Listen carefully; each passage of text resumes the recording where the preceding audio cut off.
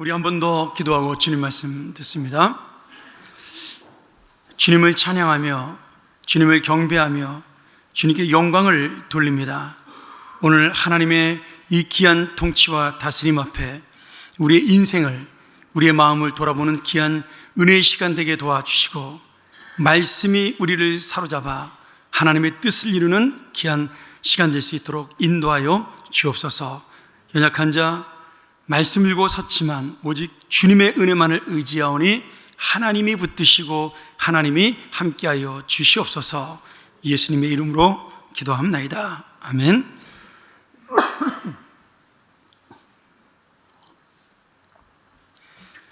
제가 젊은 시절에 읽었던 책 중에 영성신학자였던 헨리 나우엔이 쓴 영성의 길이라는 책이 있습니다. 이제 굉장히 오래된 책인데 이게 지금 나오는지 모르겠어요. 한번 여러분 사볼 수 있으면 사보시면 좋습니다. 좀 얇기 때문에 내용도 좋고요. 근데 거기에 보면 그 믿음의 소망과 개인의 소원에 대한 차이를 이분이 설명하고 있어요. 내가 영성으로 가는 길이 무슨 길인가를 설명하면서 개인의 소원이 아니라 하나님의 소망, 하나님의 희망을 이루는 것이 바로 영성적인, 영성이 있는 삶이다, 이걸 설명하면서 믿음의 소망과 개인의 소원의 차이를 이렇게 설명합니다. 믿음의 소망은 어떤 일이 성취될 것이라고 신뢰하는 것인데, 믿는 것인데, 그 성취되는 근거를 내 개인이 아니라 하나님의 약속의 말씀 위에 두는 겁니다. 그런데 개인의 소원은 자기의 희망이나 야망 또는 소원을 이루기 위한 것이기 때문에 자신의 힘과 능력을 믿고 의지해서 원하는 것을 이루는 것이다, 이렇게 이야기를 합니다. 저는 이 말씀이 굉장히 공감이 갑니다. 그러면서 헨리 나우엔이 어떤 얘기를 하냐면, 내가 내 개인의 소원을 포기할 때 비로소 하나님의 말씀하시는 믿음의 소망을 볼 수 있다, 이렇게 이야기를 해요. 오늘날 우리가 내가 원하는 소원에 집중하다가 하나님이 원하시는 일을 놓칠 때가 많습니다. 저는 이 말씀이 굉장히 공감이 가는 말씀이라고 생각을 하는데요, 여기서 한 걸음 더 나아가서 내가 정말 개인의 소원을 넘어서 주님의 소망을 먼저 이루고자 할 때 하나님께서는 우리가 원하는 소망을 더 크고 놀랍게 이루어지신다라는 은혜를 함께 나누기를 소원합니다. 첫 번째는 오늘 이 나사로의 부활 사건을 보면서 주님의 뜻을 모르는 마르다와 마리아의 개인적인 소원이에요. 21절에 보면 마르다가 예수님에게 이렇게 말씀하죠. 예수님이 늦게 오지 않고 여기에 일찍 오셨더라면 내 오빠가 죽지 않았을 것입니다. 사실 우리가 좀 한 달 넘어서 잊어버렸는지 모르겠지만, 제가 처음에 이 요한복음 강의할 때 11장 말씀을 이렇게 얘기하지 않았어요? 나사로가 아프다는 이야기를 전하러 왔을 때 이미 나사로는 죽어 있는 상태였다. 그러니 예수님이 가도 소용이 없었다라고 제가 이렇게 설명을 들었습니다. 그리고 벌써 죽은 지 4일 됐으니까 그 말씀이 맞는 거죠. 그런데 지금 이 사도 요한은 요한복음을 기록하면서 마치 예수님이 늦게 와서 그래서 고치지 못해서 죽었다는 식으로 이렇게 기록을 하고 있어요. 그 이유가 있습니다. 32절에 보면 동생 마리아도 똑같은 이야기를 해요. 예수님이 일찍 오셨더라면 내 오빠가 죽지 않았을 것입니다. 지금 마르다와 마리아 자매의 원망에는 두 가지의 인간적인 감정이 담겨 있어요. 하나는 뭐냐면, 지금 오빠가 죽은 슬픔을 예수님에게 위로받고 싶은 겁니다. 야, 그래, 너희 두 자매가 하나밖에 없는 오빠 의지하고 살다가 돌아가셨으니 얼마나 힘들었겠니? 힘내라. 그러면서 주님이 등을 두들겨주고 손을 만져주는 그런 어떤 위로와 그런 격려를 받고 싶었던 거죠. 또 하나는 마르다의 이 말 속에는 늦게 오신 예수님에 대한 서운한 감정을 서운한 마음을 표현하고 있는 겁니다. 그래서 예수님이 야, 내가 늦게 와서 너무 미안하다. 조금만 더 일찍 왔더라면 나사로를 살릴 수 있었을 텐데, 이 소리를 듣고 싶었던 겁니다. 이 사실 우리가 이런 인간적인 감정을 충분히 이해할 수가 있습니다. 우리가 가진 감정이 바로 보편적인 우리의 마음이기도 한 거죠. 제가 지금도 제 마음속에 좀 아쉬운 죄송한 마음이 있는 것이, 예전에 조관택 권사님이 12월 31일 날 소천을 하셨어요. 근데 그날 제가 병원에 송구영신 예배를 앞두고 병원으로 마지막 기도를 해주러 달려갔는데, 그날 병원 이름이 헷갈려가지고 저희가 길을 잘못 들은 겁니다. 그래서 30분 병원에 늦게 도착을 했어요. 근데 이미 권사님이 의식이 없으시더라고요. 저한테는 벌써 그게 5년도 전의 일인데, 제 마음속에는 항상 뭐라 그럴까요? 아쉽다.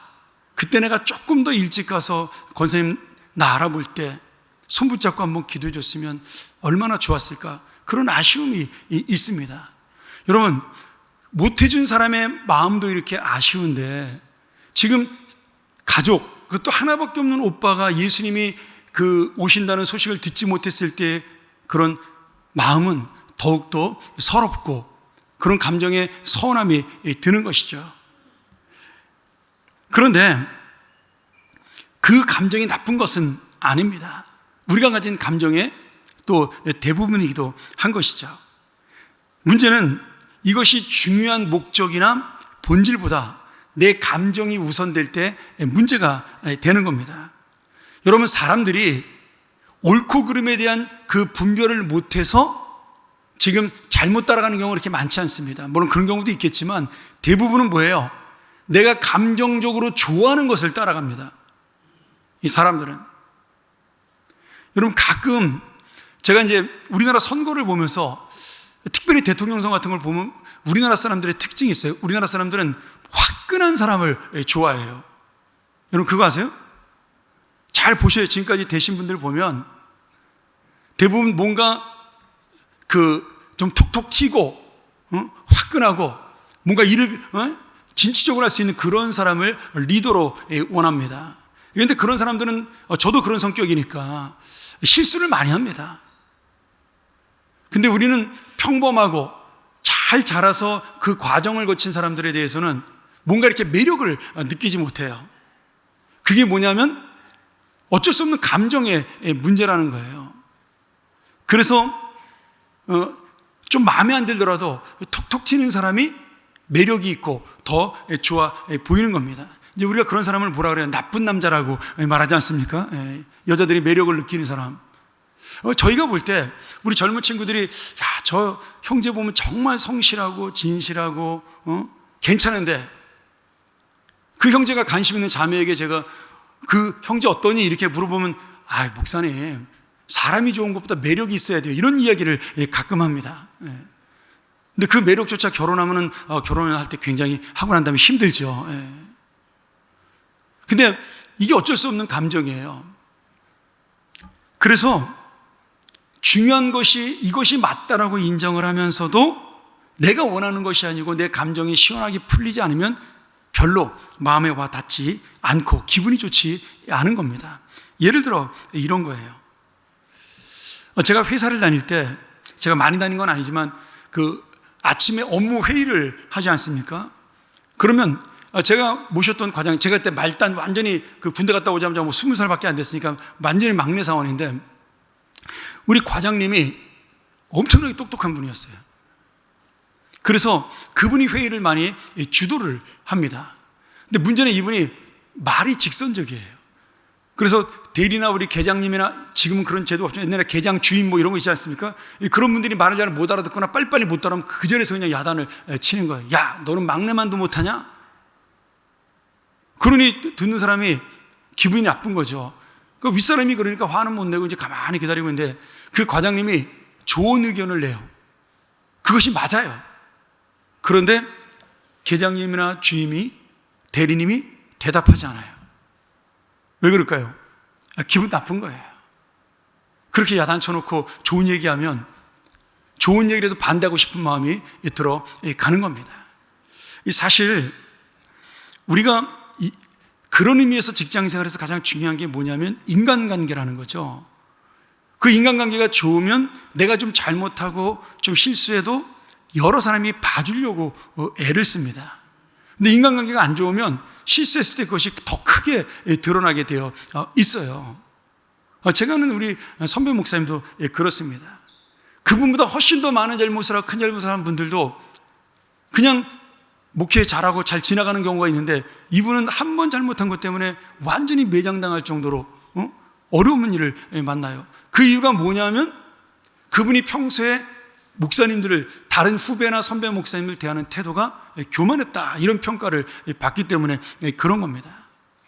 그러니까 우리는 어쩔 수 없지만 내가 정말 옳은 감정을 가지고 어떤 일을 처리하는 것인가, 아니면 내가 좋아하는 쪽으로 진리를 무시하고 가는 것인가에 대한 고민을 끊임없이 하셔야 됩니다.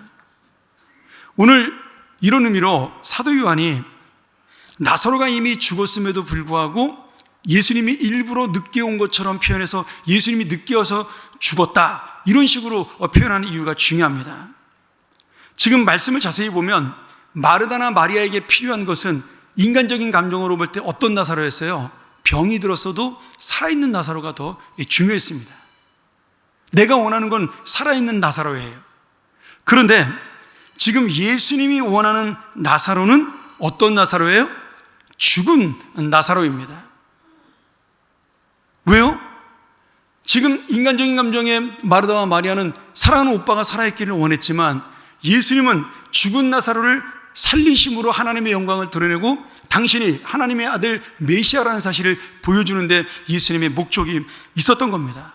그러니 지금 마리아와 마르다가 원하는 살아있는 나사로, 예수님이 원하는 죽은 나사로, 우리는 어떤 나사로를 지금 원하고 있을까요?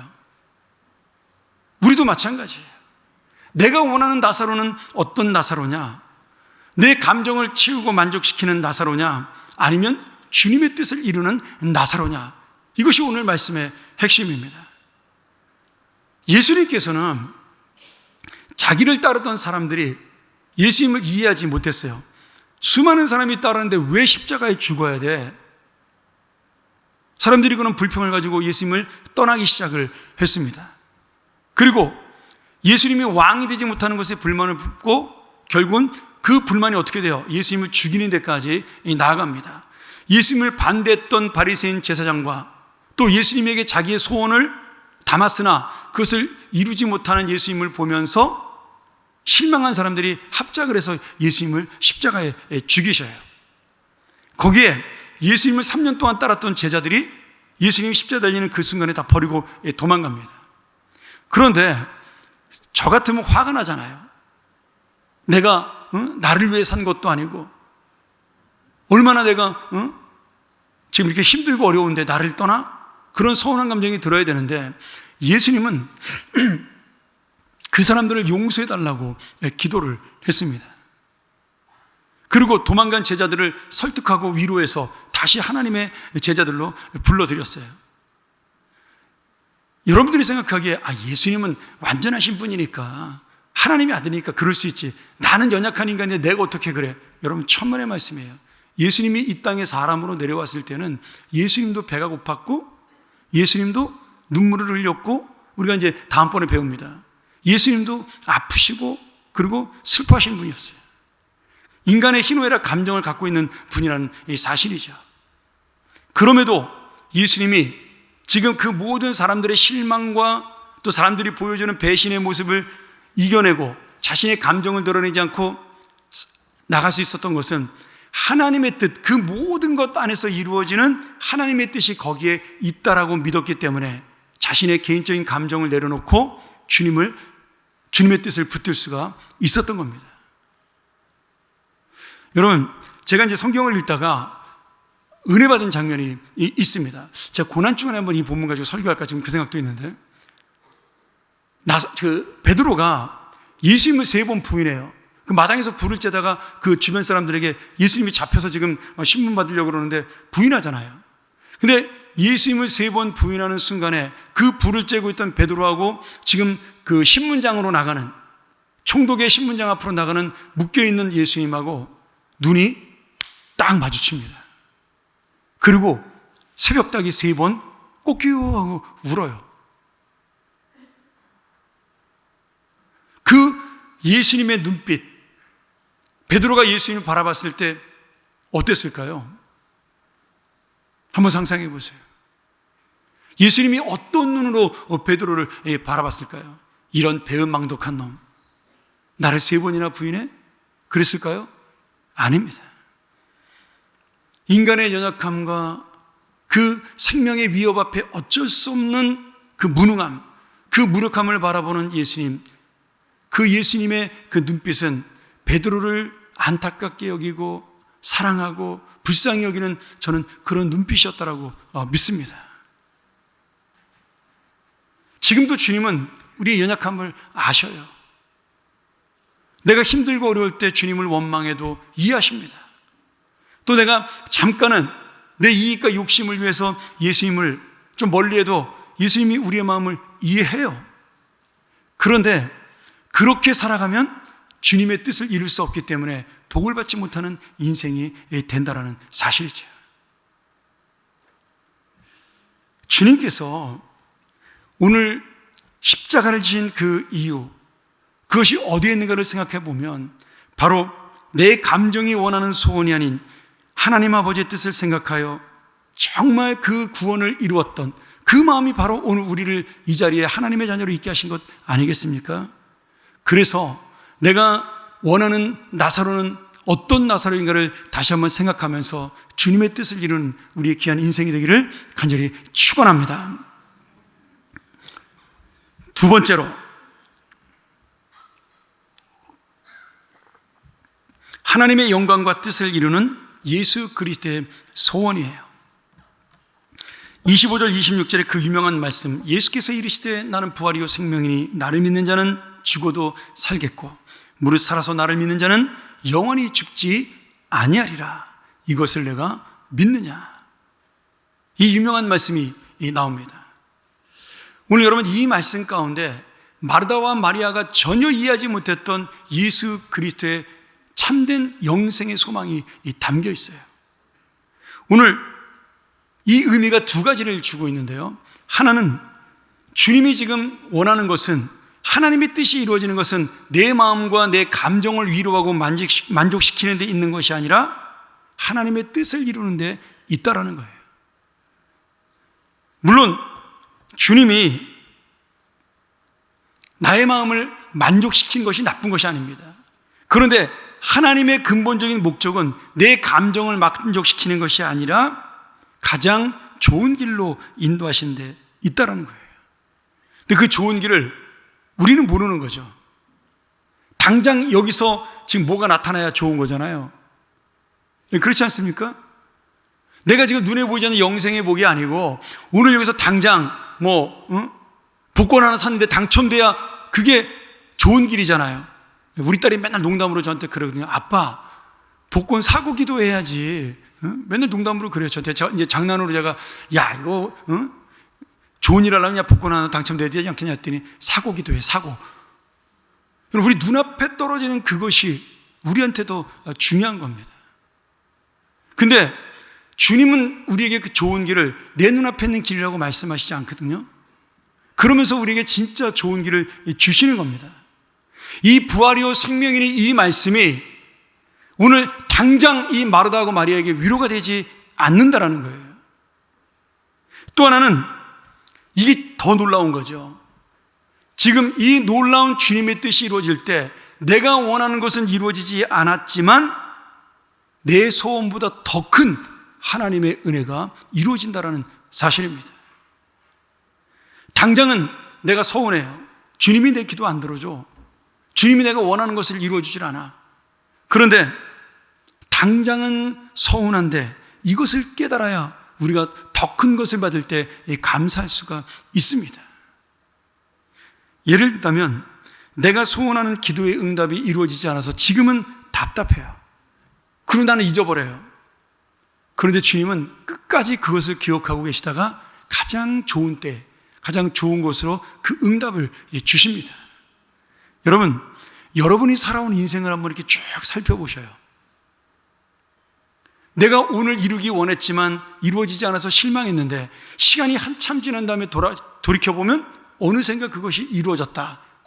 그런 것들이 여러분 얼마나 많은지 모릅니다.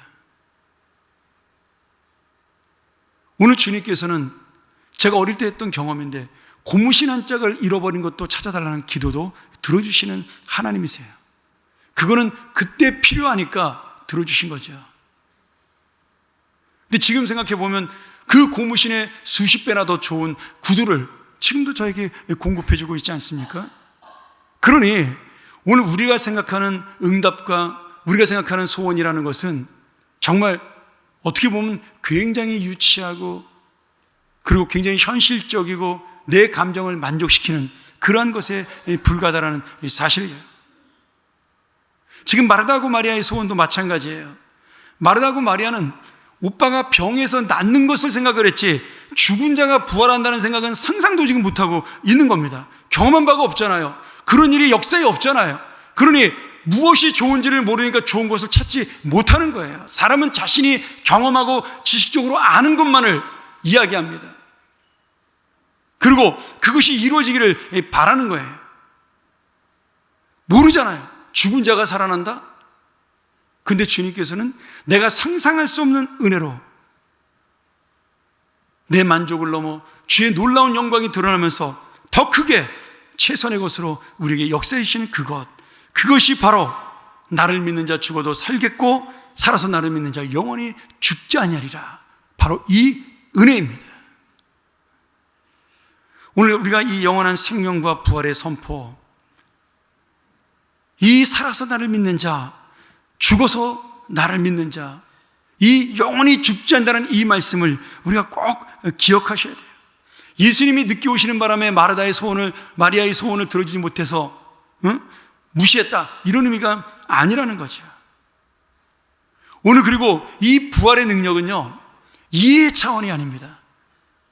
그렇잖아요. 이 부활은 선포예요. 아무리 똑똑한 사람도 경험해보지 못한 일을 말할 수는 없는 겁니다. 그런데 주님은 이걸 알잖아요. 영원한 생명을. 죽으면 살리라, 영원히 살리라. 그래서 예수님이 지금 마르다하고 마리아에게 이해시키지 않는 거예요. 왜? 이해시켜도 몰라요. 나중에 살아나야 합니다. 그러니 주님이 오늘 우리에게 보여주는 모든 이 능력, 특별히 이 부활과 생명의 능력은 내 믿음에 따라, 내 지식에 따라, 내 경험에 따라, 내 현실에 따라, 상황에 따라 변하는 것이 아니라 절대적인 진리고 절대적으로 나에게 주는 최고의 소망이 될 줄 믿습니다. 오늘 이 소망으로 살아가신 여러분 되기를 축원합니다. 오늘 그렇습니다.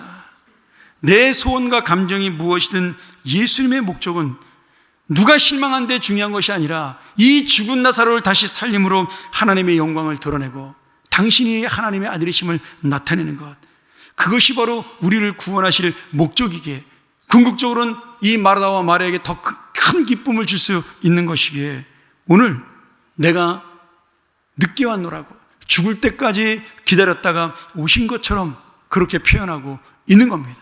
거기에 더 큰 소원이, 더 큰 은혜가 나타나기 때문이죠.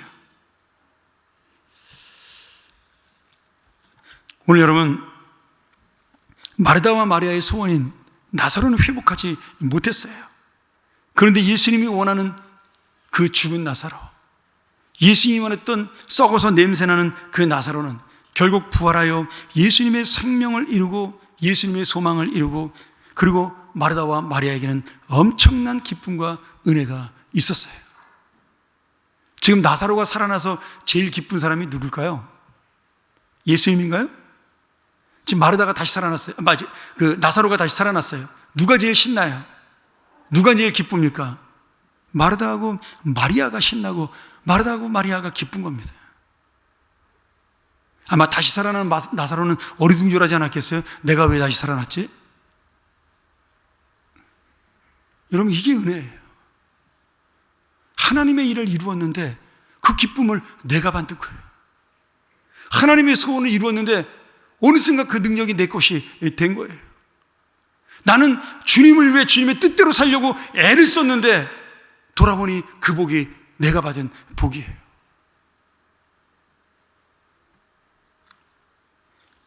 이것이 언제 이루어져요? 4일 만에 이루어집니다. 4일 만에 바뀌어진 생명의 역사요, 4일 만에 바뀌어진 회복의 역사요, 4일 만에 나타난 부활의 역사예요. 근데 문제는 우리가 감정에 휩싸여 이 4일을 기다리지 못하는 겁니다. 주님은 4일만 기다리라고 말씀하는데 우리는 4일이 아니라 4시간도 기다리지 못하고 내 이야기를 먼저 하고 싶고 내 생각을 먼저 나타내고 싶고 내가 먼저 붙잡고 싶고, 그것이 바로 우리의 마음인 겁니다. 사랑하는 여러분, 말씀을 정리하죠.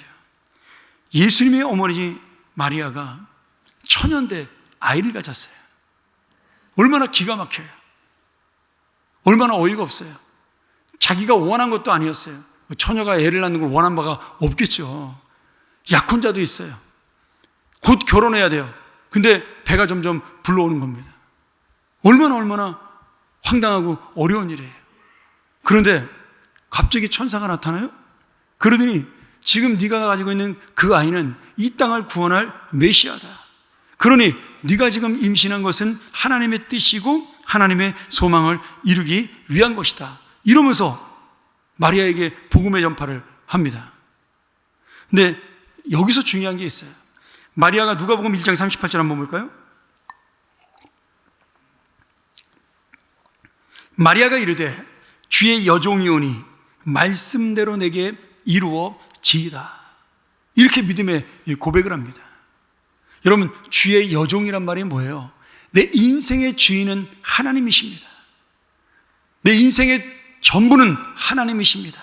나를 다스리는 분도 하나님이시고 나는 오직 주님의 뜻에 따라 움직이는 종에 불과합니다. 그러니 나를 죽여도 좋고 살려도 좋고 오늘 이 아이를 내가 가진 것도 감사합니다. 주의 뜻만 이루어지게 하여 주옵소서. 이렇게 고백한 겁니다. 여러분 잘 생각해 보셔요. 지금 마르다가 걱정 근심이 사라졌습니까? 천사가 다른 사람에게 나타나가지고 이 아이는 성령으로 잉태된 아이니 마리아를 존귀히 여겨라, 한 번도 그런 얘기하지 않았어요. 마리아는 여전히 약혼자 요셉을 설득해야 될 그 걱정이 있고, 부모님은 또 어떻게 설득을 해요? 시아버님, 시어머님은 어떻게 이것을 설명을 해요? 동네 사람의 눈초리는 어떻게 받아야 돼요? 여러분, 현실의 문제와 현실의 걱정이 하나도 사라진 것이 없어요. 그런데 마리아는 하나님의 뜻이고 하나님의 소원이니까 이루어달라고 고백하고 기도했습니다. 예수를 낳은 후에도 마찬가지예요. 마리아가 예수님 낳고 부귀영화 누렸나요? 아니에요. 헤롯 왕을 피해가지고 예수님하고 애굽으로 도망갔잖아요. 피난살이 했죠. 돌아와서는 고향 땅으로 돌아가지도 못하고 나사렛에 정착해가지고 또 헤롯 왕이 찾아올까봐 가난하고 정말 불우하게 남편도 일찍 죽고, 마리아의 인생에 정말 우리가 원하는 풍요롭고 잘 나가고 이런 것이 하나도 없어요. 그런데 이 마리아의 고백은 지금도 우리에게 있는 것입니다. 여러분, 마리아의 고백으로 예수님이 이 땅에 오셨고 그 예수님이 오심으로 지금 온 세상 모든 사람들이 구원받는 놀라운 역사가 일어나게 된 것이죠. 그러니 지금 마리아의 고통, 마리아가 주님 앞에 소원했던 그 모든 것은 하나님의 소망을 넘어서 우리 모두의 구원의 소망이 되었습니다. 주님의 뜻과 마리아의 뜻이 하나가 되었을 때 그 뜻은 온 인류를 살리는 역사가 된 것이에요. 여러분, 한 번만 여러분의 감정을 양보하고 하나님 앞에 포기해 보세요. 주님께서는 여러분을 통해 역사하실 것입니다. 여러분이 한 번만 주님을 위해 여러분의 욕심을 내려놓으세요. 여러분 때문에 이 공동체가 힘을 얻는 역사가 일어나게 될 것입니다. 오늘 여러분, 지금도 우리의 생각을 넘어서나 결국은 가장 좋은 곳으로 우리에게 주시는 하나님의 선하심을 믿습니다. 오늘도 우리가 현실에서는 죽은 자처럼 보이고 낙심한 자처럼 보이고 아무것도 아닌 자처럼 보이나 그런 우리를 향하여 오늘도 주님은 선포하시고 말씀하십니다. 나를 믿는 자 죽어도 살겠고 살아서 나를 믿는 자 영원히 죽지 아니하리라. 오늘 이 부활의 소망, 생명의 소망이 오늘 여러분의 소원을 넘어 하나님의 뜻을 이루는 놀라운 삶이 되기를 간절히 축원합니다. 함께 우리 시간 이 말씀 의지하면서 기도하며 나가길 원하는데요. 여러분, 토기장이가 그릇을 빚을 때 어떤 그릇은 왕이 쓰는 그릇이 되기를 원하고 어떤 그릇은 천한 그릇이 되기를 원하지 않습니다. 누구나 다 존귀한 그릇이 되기를 원하죠. 금으로 만들었던, 돌로 만들었던, 흙으로 만들었던, 여러분 중요한 건 뭘까요? 토기장이가 원하는 대로 쓰임을 받는 것입니다. 무엇이 중요하냐? 그건 우리 인간의 기준이에요. 무엇이 더 가치 있냐? 그건 우리의 생각입니다. 하나님은 하나님의 뜻대로 쓰임받는 것을 가장 소중히 여기십니다. 그런 의미로 우리 모두는 하나님의 소중한 존재요, 특별한 하나님의 자녀입니다. 오늘 다시 한번 내가 정말 마르다와 마리아의 믿음을 넘어 예수 그리스도를 그저 살아있는 데 의지하는 것으로 끝나지 아니하고 영원한 생명의 주인으로 내 인생 전체를 인도하시는 나의 삶의 주인으로 다시 한번 그 주님을 붙들고 살아가는 인생, 그래야 내 안에 있는 감정들, 내 안에 있는 아쉬움들, 그 모든 것들을 내려놓고 주님의 뜻이 이루어지게 해달라고 기도하는 우리 귀한 시간 되기를 소원합니다. 함께 우리 기도하며 나아갑니다. 하나님 아버지, 주님은 토기장이요 나는 진흙임을 고백합니다. 하나님의 뜻에 맞는 그릇으로 빚어지게 하여 주옵소서. 내가 원하는 그릇이 아니라 하나님이 쓰는 그릇, 하나님이 사용하는 존귀한 그릇 되게 하여 주시옵소서. 그것이 바로 우리를 살리는 복이요 생명이요 주님과 영원히 누릴 하나님의 영광임을 깨닫게 하여 주옵소서. 하나님 아버지, 오늘 우리가 주님의 뜻을 이름으로 어느샌가 그 모든 기쁨과 소망이 내 것이 됨을 깨닫게 하시고 믿음으로 우리가 내 것을 내려놓음으로 하나님의 가장 좋은 것을 받을 수 있는 귀한 사람들이 되게 하여 주시옵소서. 이 믿음이 우리를 살리고 이 믿음이 우리를 세우고 이 믿음이 바로 우리의 능력이 되게 하여 주옵소서. 예수님의 이름으로 간절히 기도합나이다. 아멘.